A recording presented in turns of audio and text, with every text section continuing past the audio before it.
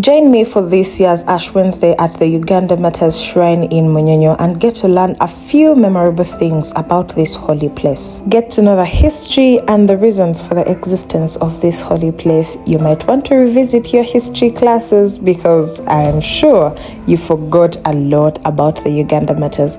Everything, anything, it is detailed in this video. Enjoy!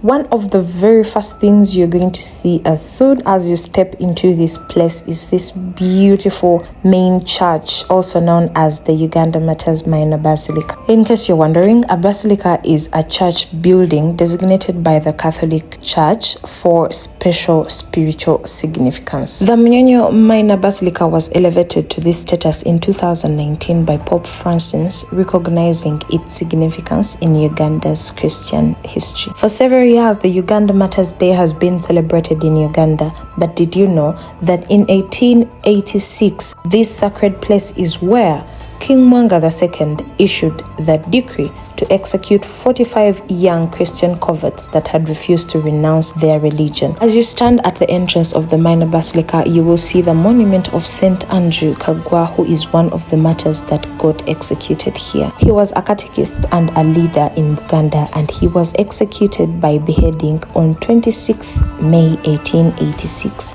He is remembered for his devotion and courage towards the Christian faith. Saint Andrew is one of the patron saints of Uganda, and he was canonized as saint in 1964. After the execution of Saint Andrew Kagwa, Saint Denis Sebugwabo was also executed by spearing, although his memory site is on the other side and not inside this memorial site.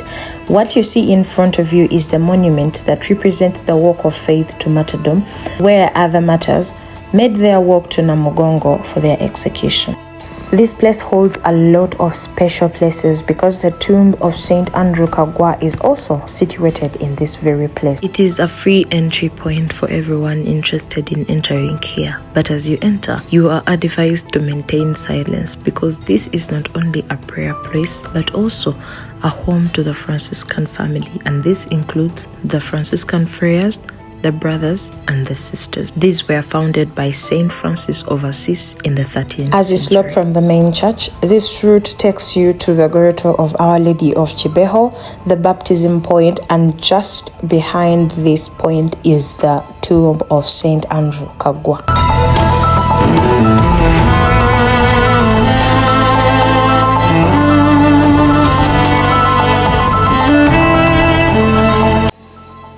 And that right there is the tomb I have been telling you about. I didn't want to enter there because all these different prayer points have people praying inside there, and I didn't want to inconvenience anyone. You might think the Namugongo Matyrs Shrine is big, but let me tell you, the Munyonyo Matyrs site is as well a spacious place. Right in front of you is the newly constructed Divine Mercy and Adoration Chapel. It is also a church and mass is also conducted there. You will see its main entrance just shortly. You might see one of these structures and wonder, what is that? This is one of the prayer points that we use during the Way of the Cross.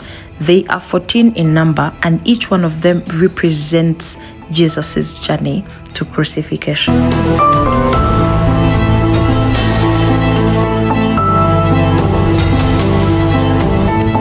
The site before you is the baptism point where St. Charles Lwanga baptized 4 catechumens, including St. Kizito, before they headed to Namugongo, where they were executed. And just behind that is the prayer point of Our Lady of Kibeho. Kibeho is a town in Rwanda where Virgin Mary is said to have appeared to 2 young schoolgirls, and these apparitions were approved by the Catholic Church in 2001, marking Kibeho as one of the major pilgrimage sites. Just after the grotto is the Kevin Gardens, which was made in memory of Mother Kevin and her work in spreading the story of the Uganda Matyrs.